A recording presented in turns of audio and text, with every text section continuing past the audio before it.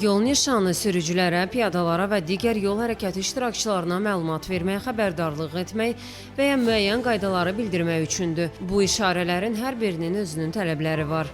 Hazırda dayandığımız ərazidə yol nişanlarının 3.27 və 3.28 nişanları mövcuddur. Ancaq sürücülər bir çoxları bu nişanların düzgün təlimat qaydalarını bilmirlər. Bəs bunların fərqləri nədədir?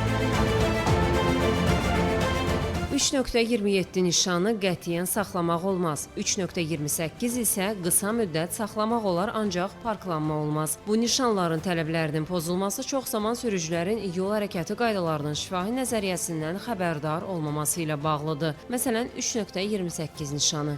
Başqa dildə desək, A nöqtəsindən B nöqtəsinə daşımağa bizim icazəmiz yoxdur. Yəni burada çox dursaq və yaxud da çox dayansaq cərimələnirik. Bu nişanın təsiri altında isə sərnişinləri və yükləri zəruri vaxt ərzində mindirib düşürdə bilərik. Böyük maşın dayansa özünə uyğun vaxtda düşürdür, minik maşında dayansa özünə uyğun. Şəhərin demək olar ki, əksər yerlərində bu nişanlar quraşdırılsa, nə taksilər, nə də adi biz öz avtomobilimizlə sərnişinləri düşürtməyə və yaxud da yükümüzü düşürtməyə çətinlik çəkmərik.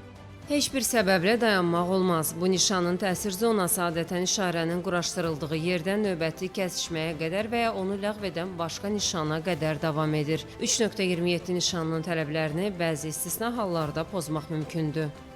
Yalnız son zərurət halında, deyək ki, avtomobildə texniki nasazlıq yaranıb, avtomobildə bir xəstə var, halı pisləşən var və s. Bu hallarda bəli, qanun istisna edir. Sürücülər bəzən çaşbaş qalır ki, 3.27 ilə 3.28-in fərqi nədir?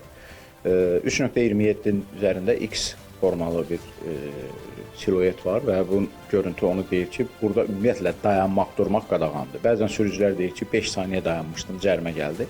Dəxli yoxdur. Bu 5 saniyəni də qadağan edir, 3 saniyəni də qadağan edir.